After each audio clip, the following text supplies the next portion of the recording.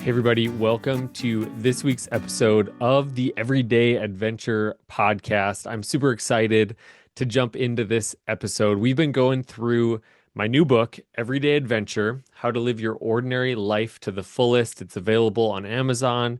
You can learn more at everydayadventurebook.com. But we've been diving into the main parts of the book. And today, we're going to have a conversation with somebody that really lives out the second part, which is resist complacency. And if you haven't listened to last week's episode, go back, listen to that episode. But today, this is going to be kind of a deep dive into a conversation with a real person who I view as an everyday adventurer in this area, because Paul is somebody that has really influenced me in this area. We're going to talk about in this episode some of our overlap and how he's really been a part of my story of really resisting complacency and ditching my comfort zone. And it's many interactions that I've had with him that have really caused me to think differently and step into adventure in a new way. But Paul is an incredible man. He is the executive director of Venture, which is really an organization that's all about going to the darkest places and the areas of greatest need and bringing light to those areas. They are up against food crisis. They're up against human trafficking, and they're planting churches in some of the most dangerous places on the planet to plant churches. And they do it because of this pull of doing uncomfortable things on a consistent basis. And what Venture was for many years was a miles-based fundraising, or that's how they did fundraising. And so people would do miles to raise money for these causes, doing hard things for people in hard places. And it's part of that I wanted to start this conversation. Paul just got done running the Great World Race, which was 7 marathons, 7 continents, 7 days. And we're going to talk about that experience. But more than that, we're going to talk about the pull for us of taking one small step. And so I really hope that you enjoy this episode. It's one that I believe can challenge you. It's one that can really stretch you in a powerful way. But really, again, it's about taking that one small step. So let's dive into today's episode with my good friend, Paul Hurckman. Hey, everybody. Today I'm joined by my good friend, Paul Hurckman. How are you doing, Paul? Hey, I am doing good. It's a bit cold here in Minneapolis, but I am warmth of friendship. I don't know if that's a phrase, warmth of friendship. Warmth of friendship. We'll take it. Great. I've been looking forward to this for a while, to just catch up with you and chat. Well, I appreciate you taking the time to be with me. And I know as we're kind of going through these early kind of right now in the podcast, we're just kind of going through some of the core ideas from the book. And one of them is resist complacency. And when I was thinking about that, I was like, I want Paul to come on the podcast, just what you're doing, but more than that, who you are. But before that, I do have to at least poke a little bit here. I met you when I was a college student, and you were presenting at a conference, and I was compelled to come to your breakout session, and I was compelled after that to apply for an internship. And you didn't directly decline me. I just didn't get an internship. But in God's awesome way, He's just brought us full circle, and you've just become somebody I really look up to and really appreciate in a lot of ways. Well, hey, the friendship runs deep, and the friendship, we continue at Venture to not do internships well. So I just had someone request and just said no, because for some reason we cannot figure that out. So don't take it personal, or maybe I can't tell you not to take it personal, but what I can say is the best version of you and I has shown up over the course of the last decade. So I have great respect for you, and congrats on the rollout of the book. You're a guy that it's worth reading your pages. So anybody who might be listening and not have read the book's as good as the person. Oh, well, I appreciate that. And I know, like I said, when it comes to these topics, not only am I wanting to have these conversations that kind of flow out of these big ideas of just helping us understand it, but also you really helped shape it without knowing it. You didn't maybe sit by me, one hand on the keyboard while I have my hand on the keyboard, but there's multiple moments where there's these intersections of Paul and Stephen that have really kind of helped formulate some of this heart. And one of those was just being at that conference and hearing you speak on what you were doing with venture, which really continues to challenge me and continues to invite me into. I know you just completed the Great World Race, 7 marathons, 7 continents in 7 days, but you're doing it for a cause. You're doing it for to prevent human trafficking, to literally rescue girls from that uh, awful reality.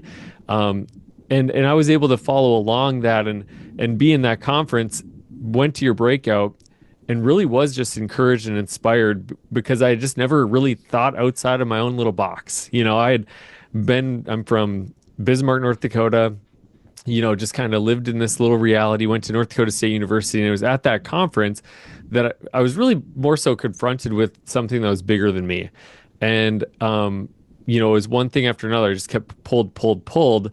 And as much as our tracks have run not in different directions, but we're running the same race, but we have the same mission. And, but I just wanted to speak to that for a moment and have you speak to that, because I think that those moments, as I was reflecting on discomfort, you've helped invite me out of it. And so what kind of role does complacency have, or maybe in your story, just in the venture story, you now just ran the Great World Race, but that wasn't always the story. That wasn't always the case. So like, what got you to where you're at? Well, I mean, that's a big question. I'll stop in. You, in some ways, answered a little bit of the question in your story. So you heard a guy, happens to be me, but you heard a guy at a place that moved you. And what a lot of people do, they hear a guy or a gal, they read a book or a podcast, they watch a movie or whatever, and they feel something and they move on. And they just go, that made me feel something, and they move on. But you did a different step. And you've done multiple different steps in our friendship. You reached out and you're like, hey, that thing, it's not just about you. It's not just your story. It's informing me about me. And you reached out and you took a risk to ask about an internship. Now, you didn't get it, but you practiced the next step, because a lot of times one of the phrases we say at Venture is we want to move past clicking like on Facebook. Now, you can tell we've had that phrase for a long time because it should probably be, updated to TikTok or something like that. But the idea is lots of good humans are moved by whether it's injustice or moved by a good story. But what gets you to move your story along when you hear a good story? And you did it when a group of people at NDSU were decided they were going to run a marathon, right? And they're like, hey, we're going to run a marathon to help Venture raise money to fight human trafficking. And you signed up for it. Again, you have your own story about that, but you have shown over and over, I'm going to take a risk. I'm going to move past what I'm feeling. A lot of people have had a nudge to write a book or start a podcast. You've done both. So this is, I think, when we talk about moving past complacency, I think the idea can be moving out of this sludgy, slothy, kind of existence where I'm the most important character. And I don't really frame it that way. I think a lot of people are feeling a lot of deep, meaningful thoughts. It's how do we move on a deep, meaningful thought that isn't just me-centric, but it is the thing that we can control, me. Yeah. So you mentioned running. I did the Great World Race. What a lot of people wouldn't know is I hate running. I have probably done 5 ultra marathons. I've done double-digit marathons. I've run the Great World Race, and I don't like running ever. But it is a thing that I can identify. Just because I don't like it, I can identify the benefits of it. I can control it, something that I can control. And when I do, I'm doing something called flexing my no muscle. I Yeah. am saying no to comfort, which comfort isn't bad, but when it's only comfort, we miss out on an incredible part of the story that happens outside of what's comfortable. And I think that's what I'm really drawn to, Yeah. both for helping other humans who are in nefarious situations, to modeling it for my family, to my own personal, when I lay my head on my pillow, was what I chose to do today. What kind of value assessment would I give to it? Yeah, and I think there's the parallel there with, you know, that race that you mentioned about me of, you know, I didn't run it, and I stood, you know, with everybody, and you know, that I cheered on the team, but I missed that opportunity. And I remember being at church the next day, and my friend Colin, he chose to run the full marathon without any practice or without any training runs. And Ridiculous. he came to church in on crutches, and I was almost like ready to kind of poke at him of like, ha, you know, you did this to yourself. And it was in a conversation with him that he was so fulfilled and he was so grateful that he pushed himself in a way, and he was experiencing something that I opted out of, you know, that I chose a more comfortable path that didn't lead me to that moment that he had. And it wasn't about his moment, but what I've realized is that like that regret is something that I've looked at. And I think that's a topic that you speak to really well, is just the idea of reframing regret, because your venture story isn't one of, you know, I love running and I want to do the running to do these things. How did you even get involved in what you're doing now? Yeah. I was up in, oh, I'm going to forget where I was. Do you remember where the TED Talk was in North Dakota? It was way north of you. It's like known as the smallest town that does a TED Talk, and I can't remember where it I was. don't even know. No. Yeah. And it was about reframing regret. And it really is the story. So, venture, while a majority of what we do today is international work around anti trafficking, refugee crisis, women's health programming, and church planning, it started because three college students heard a speaker talk about a need for an impoverished community in another part of the world, and they were moved. Just like we're moved when we see Facebook, when we listen to a podcast, when we read a book, maybe if we keep our eyes open when we look across the street, moved, but they didn't want to just be moved. They wanted to do something. They decided they were going to bike across the country and raise money for this community. I was working at the university. They came and said, hey, we're thinking about doing this thing. We're going to bike across the country. And I'm like, that sounds amazing. Do you have a plan? And they didn't have a plan. I'm like, are you cyclists? And they weren't cyclists. I'm like, do you own a bike? And they didn't even own a bike. And they're like, do you want to go? And I said, no. And it wasn't that the idea of the bike ride wasn't epic. It was epic, but went against so much conventional norm. You know, they don't Yeah. have a plan. They're not trained up enough. They don't know what they're doing. Can it really impact? Anyway, speed up. 3 months later, they had biked across the country, and I was left wondering, hey, why didn't I do the thing? Maybe I don't have what it takes, to live the kind of story that I'd like to live. And I sat in that for mostly a decade, not just beating myself up, but kind of there's a psychological term called perseverance, where it's like the hamster wheel, or as the kids say, living rent free in my brain. You're Yeah. not the guy. You can't do the thing. You can't live the adventure. You Yeah. just are going to stay in your lane. And I can tell anybody listening, if you have a voice in your head, stay in your lane. It's not, most of the time, that's not a healthy, doesn't mean you do all the things, but it also means we're not meant to live just one existence. And who we are at 20 is not meant to be who we are at 40 or whatever. So speed up. 10 years later, I get a call. They said, do you want to do something with venture? I'm like, hey, I failed this test once. I'm not failing it again, because I'd been practicing starting to say yes to things that were difficult, because it was difficult.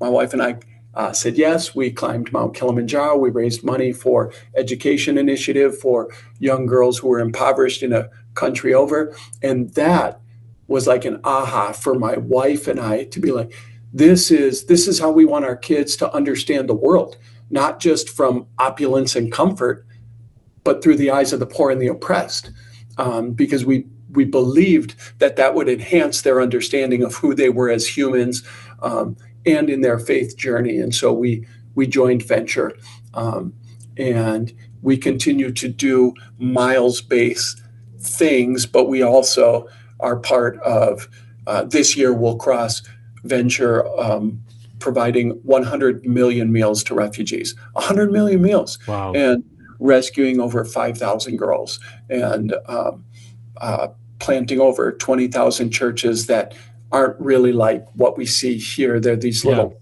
catalytic pockets of community change. So that's a little bit of the story, was saying no, figuring out why I was feeling the kind of shame or regret, changing that narrative, practicing living a different way so I'm ready for, I'm going to say, the moment, whether that's Kilimanjaro or hiking to base camp when we did Everest Base Camp, or most recently the Great World Race. I'm just an average dude that wouldn't really do any of those things unless on a daily basis I was practicing saying no to something else to make room for a different story. I think where I was wanting to go with this conversation is right to this point too, is the idea of kind of everyday adventure and resisting complacency in our everyday life. And you don't go from a place of I hate running to willingly running 7 marathons, 7 continents, 7 days.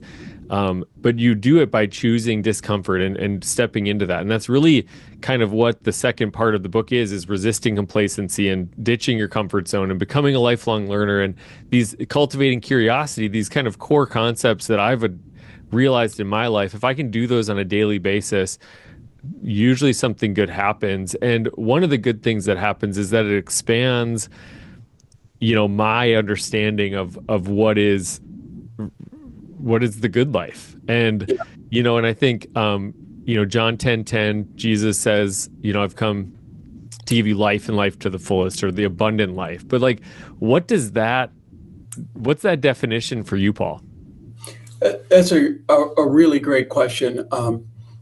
So for me, I kind of weave three either phrases or concepts to answer that. And the first one is part of what we'll call the biblical narrative, the meta narrative of peace. And peace is not just the absence of conflict. In Hebrew, it's shalom, and it's interconnected thriving. And so it's anchored in the idea that in the original origin narrative, a creator made a system for everybody to thrive. And through choice, that system was broken. And the rest of the book, and really the rest of history, is this renewed idea of heading back towards what's called Tov, or good. Anyway, you didn't put me on here to be... I love it, though. I love it.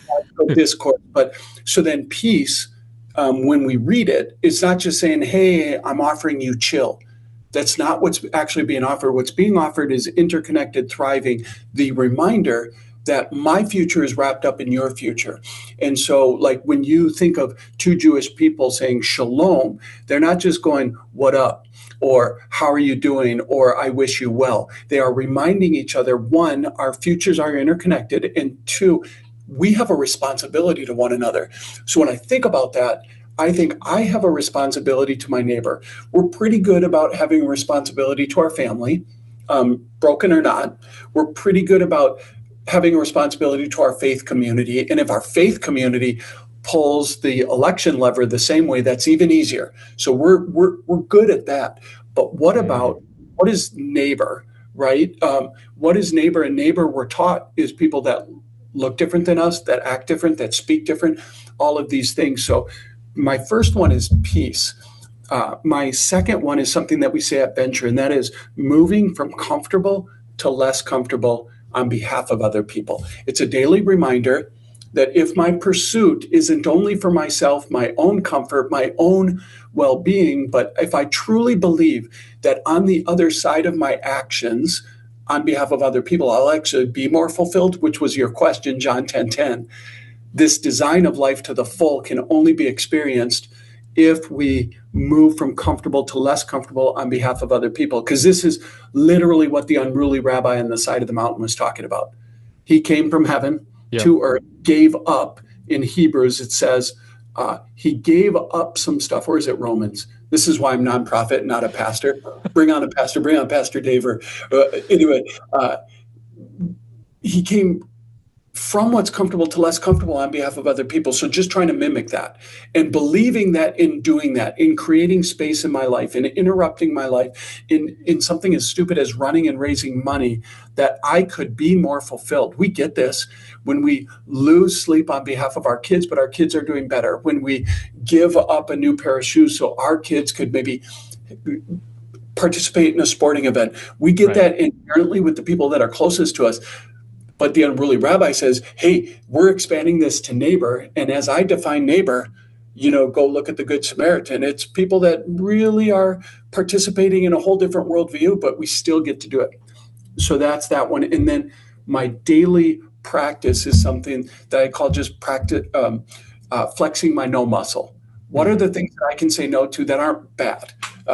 I took a year and I said no to coffee for a whole year, not for medical reasons, not for addiction reasons, simply because I love coffee and I can say no to it.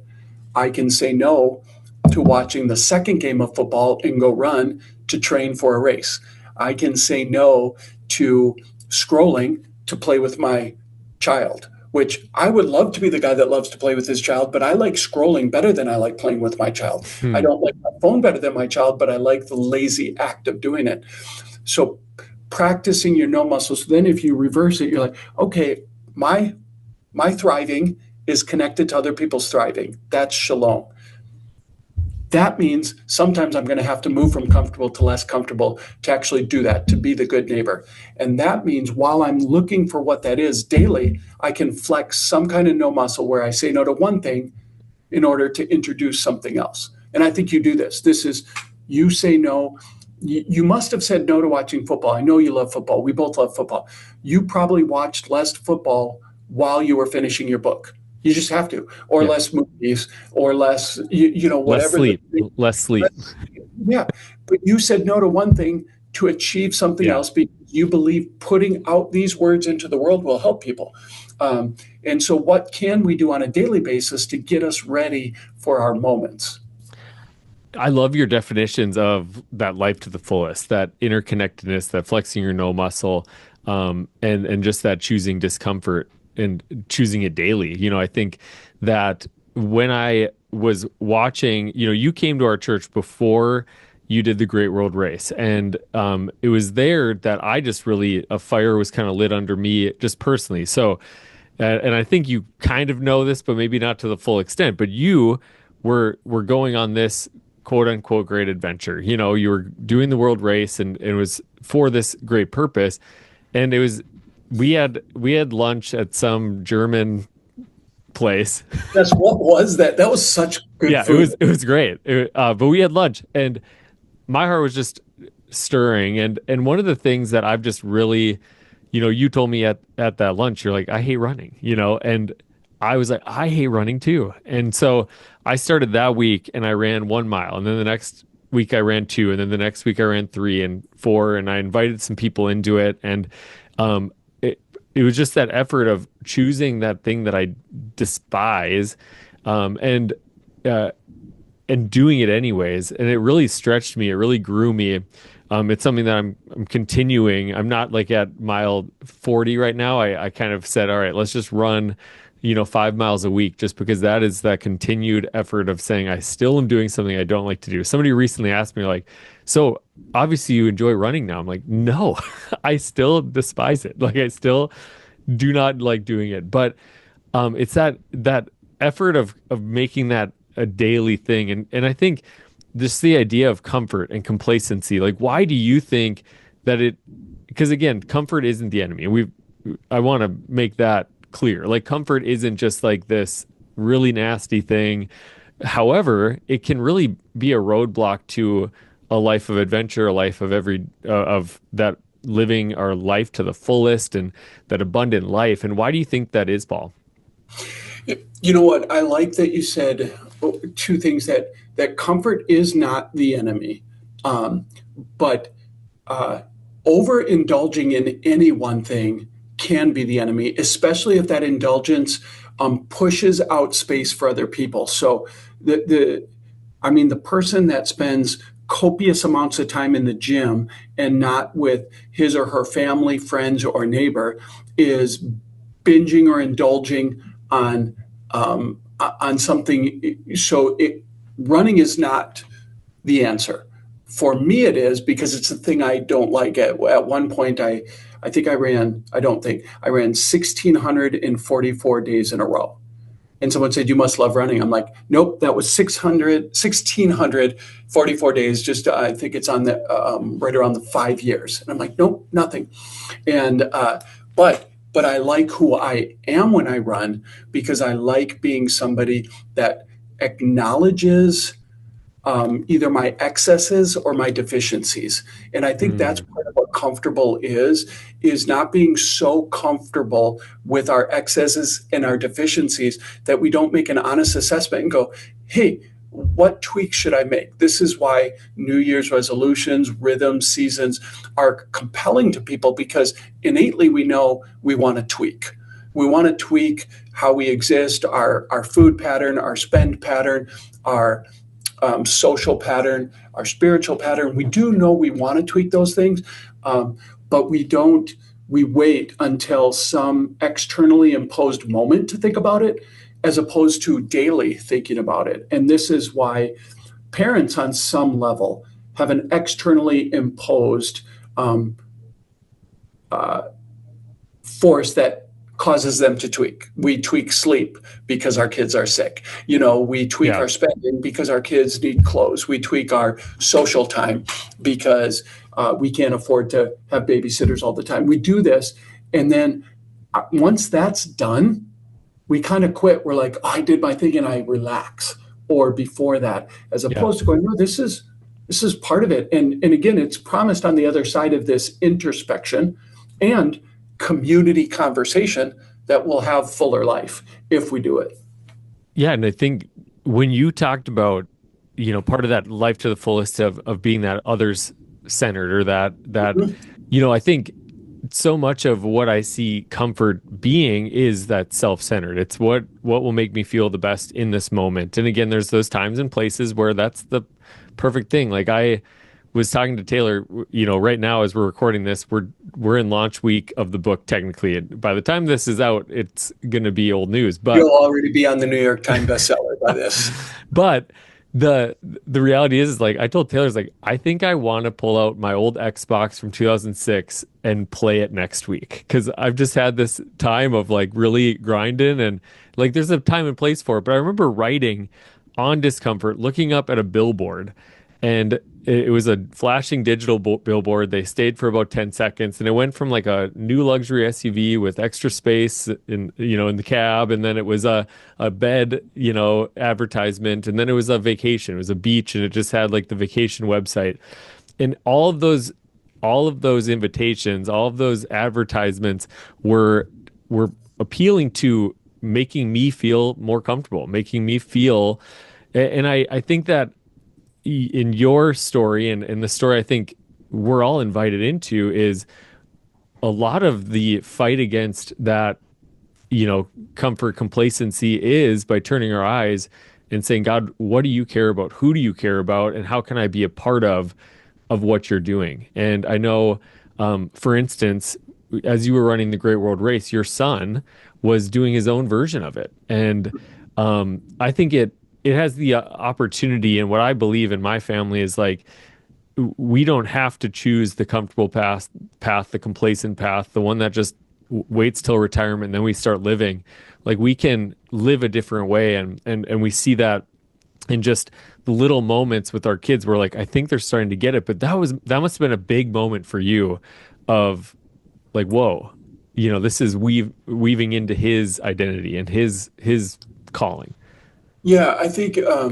Thanks for giving my son a shout out. He did incredible. The framework is for the Great World Race, 7 marathons at 26 miles, 26.2 ends up being 183 miles. My Yeah. son decided as a junior in high school to run 100 miles while I was running 183. That's 14 miles every single day. He'd never run more than 12 miles. At Whoa. any one time. So Yeah. doing this was a stretch for him. Now he's way faster than me, but I think about that, and he raised a lot of money. He was the number one. We were using the race to also engage individuals, especially students, to kind of come alongside. And he Yeah. ended up raising $13,000 to fight human trafficking, which I Wow. think is really rewarding. But I think about why we do the things, why we fight complacency for me, because I think it is an invitation from the biblical narrative. I really do. I think once the design got broken, the core thing is me first. Yep. And this is a fatal flaw for our fulfillment. It doesn't mean you can't be happy sometimes. I hope people with 18-room houses are happy. I hope people who have multiple cars are happy. I'm not villainizing them, but you can't, it's not the only thing, Yeah. right? Without that interconnection. So there's this biblical narrative, and then there's this, for me, an invitation to love our neighbor, which is the way that we revolt against this inner compulsion to take care of ourselves only first. Yeah. So what does it mean to love neighbor? And then what is it for me, my family story? Like what do I want to pass along? So for my son to be a part and already practicing, he had to carve out time. 14 miles for him is 2 hours every single day. Yeah. That's no Madden, that's no scrolling. That's no just eating. He was in Miami on vacation waiting for me to get there, and he has to run 14 miles. And so I was so proud of him. I'm like, buddy, not only did you raise money, not only did you do it physically, but he was never really on social media much. I'm like, you came out to your friends and you said, this is what I'm about. I'm about sacrificing on behalf of other people. I'm about rescuing girls. I'm about my faith informing me. And this was, even the words that he would say, I'm like, man, he's got a little, he is a representation of Hurckman family values, not perfectly, and he doesn't have to be cut and paste, but it was really rewarding, because part of interconnected thriving does not have to be only about the poor and the oppressed. It does not have to be only about people that are different than you. It's also about living a life so that our kids can thrive as well. Yeah. Yeah.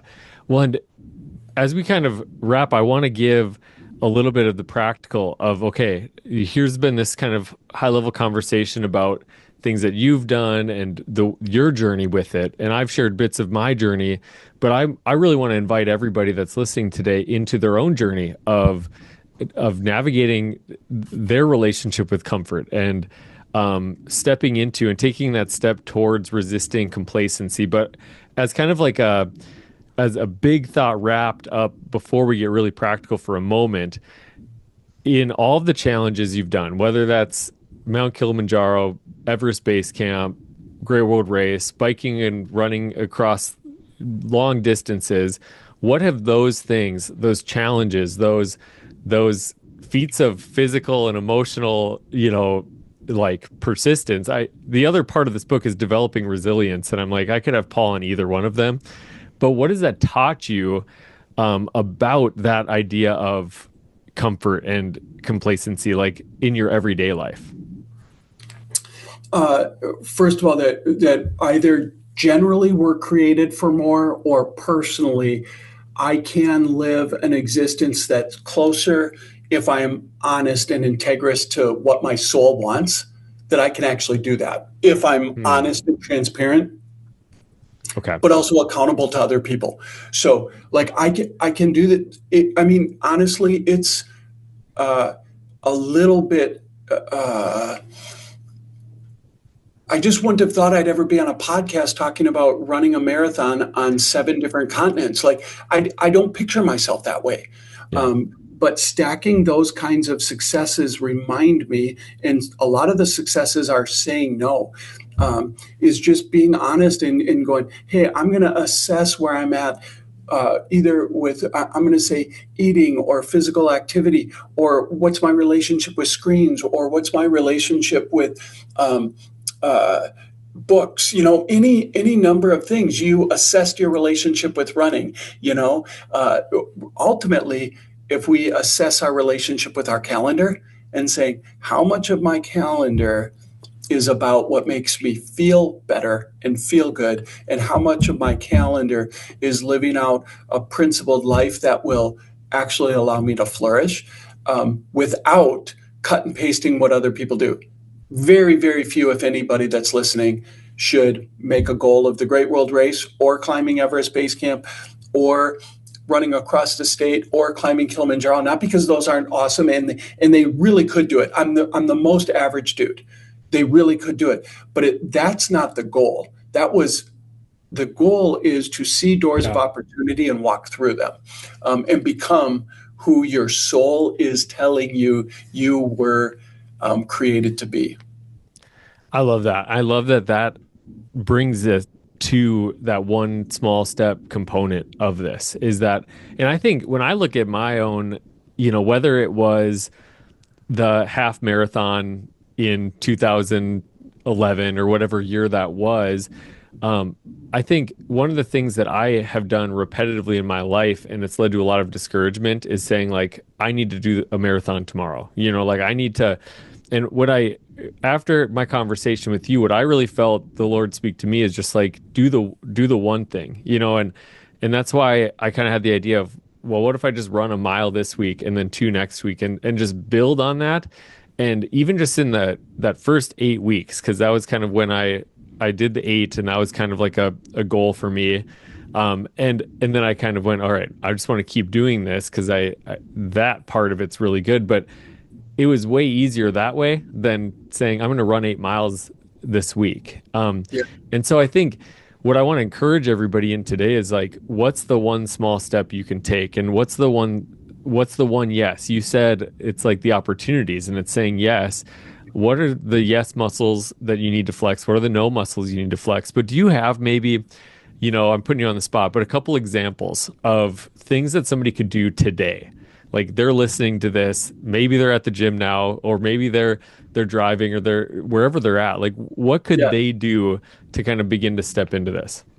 Yeah, I would say the overarching is demystify this whole conversation. I love the mystical, but we can act like I've got to have a plan. This from on high, this is what I'm going to do. Hey, literally being in line at Starbucks and paying for the person behind you is hey, if anybody's ever surprised you and bought you coffee, that's thriving. I feel better about life when somebody purchases Yeah. something for me. So practicing that interconnected, like, could I just get your coffee for no other reason? I'm just practicing being generous, or I'm practicing being grateful, saying thank you more, or um, I'm going to put a limit on my scrolling and then decide whatever not scrolling is. It could be running, but man, we're going to miss the whole point of this if it's only about physical activity.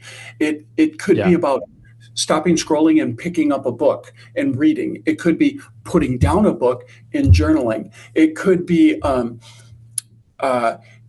helping a spouse make the food, do the dishes, do the nighttime routine. If you are a college student, it could be leaving your dorm room, your residence hall, and just walking around and saying, God, who do you want to show me to just smile at? Nothing else. So I think what I mean by demystify is just do one small thing. Yours Yeah. was running 1 mile, right? Mine started with running 1 mile, but one time it was not doing coffee. One time it's fasting X amount of food. One time it's practicing generosity. These are the things. If what the thing we think about is what are my patterns? What do I want to interrupt? And how do I interrupt on behalf of other people? It'll be the last thing we keep, or we try to keep granola bars, things like that in our vehicles. So when we see people on the side of the road that are temporarily unhoused, we want to help them. I want to not let myself get insulated to the Mm. needs of others, regardless of my systemic ideology. I want to see people and respond to needs. I love that. I love that, Paul. And one of the things that we've been doing with every guest on the podcast is just this idea of what's something you're anticipating, what's something you're celebrating. Because for me, what I realized 10 years ago is that I kept when I was like, what am I looking forward to? It was always a year down the road. It was always like the next big thing. And when I started to realize there's more closer that's worth celebrating and worth anticipating, something kind of shifted in me of like, man, I'm looking forward to that moment I get when my kids are gonna bust through this office door at the end of school and say, "Hey, Dad," and instead of me being interrupted by them, I'm like anticipating. I'm looking forward to those hugs. And so what's something right now in your life that you're celebrating? You know, so at the time of this recording, the city I live in is complicated. And what I am celebrating is the amount of people that reach out and say, how can we help? How Hmm. can we help neighbors? Again, not about how do we address systemic one way or the other, because there's lots of ways that we address brokenness, Yeah. but it's in the middle of the diversity of ways that we can approach brokenness. How can I help the people that are your neighbors, like people from out of state who are teachers who are like, hey, can we help the teachers in your school, or hey, what do you need? So the opportunity for humanity to flourish, to rise to the occasion of interconnected thriving, while leaders and that figure out their stuff, we get to be humans. And so I celebrate. I am so honored by what it means to be neighbor in my city in this moment. Hmm. I really do. What do I anticipate? That's a great question. A lot of times it's whenever the next vacation is coming up, Yeah. uh, just for my wife and I to get respite from, we have 5 kids. But what am I anticipating?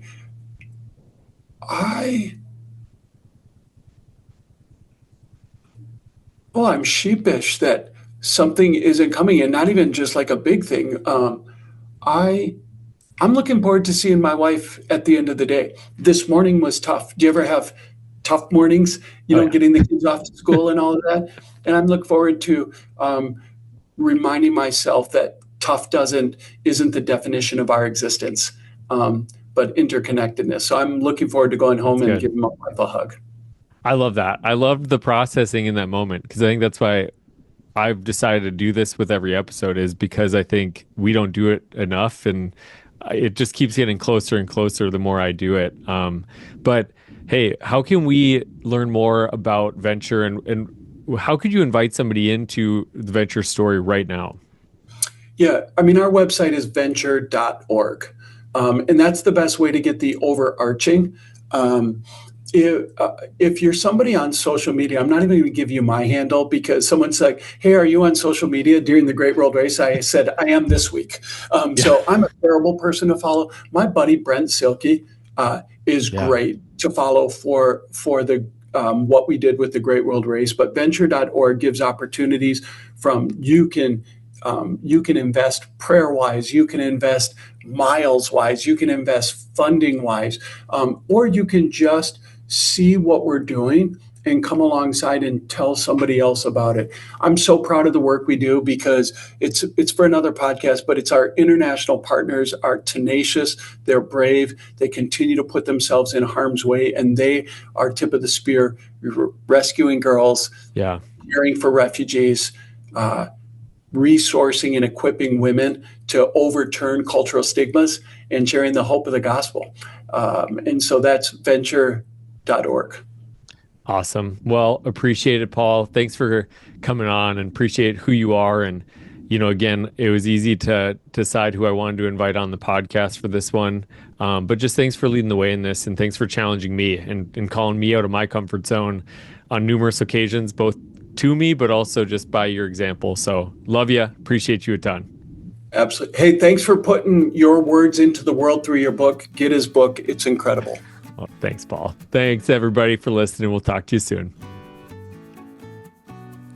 Hey everyone, thanks for listening to this week's episode of the Everyday Adventure podcast. I love every time I get to hear Paul's story, talking about his experience with venture, doing things anyway, how he trained for the Great World Race as well, and there's just so much wisdom in his perspective that he offers, and I think it's absolutely crazy that he doesn't even enjoy running, but he ran 7 marathons in 7 days on 7 continents. And so I think there's so much value that we can take from his story in doing things even when they're hard and we don't want to. And so The challenge this week is the Do It Anyway challenge. So think through what is one thing you can do this week that you've been avoiding doing, or something that maybe doesn't come as naturally to you. So try a new hobby, or go to the gym even when you don't want to, or maybe it's just not hitting snooze and waking up right when your alarm goes off. And so do it anyway. We'd love to hear how this is impacting you, how you're going to live this out this week. So join the broadcast channel at our Instagram page, Everyday Adventure, as well as like, subscribe, leave a comment. We'd love to hear from you, and we'll see you next week on the Everyday Adventure podcast.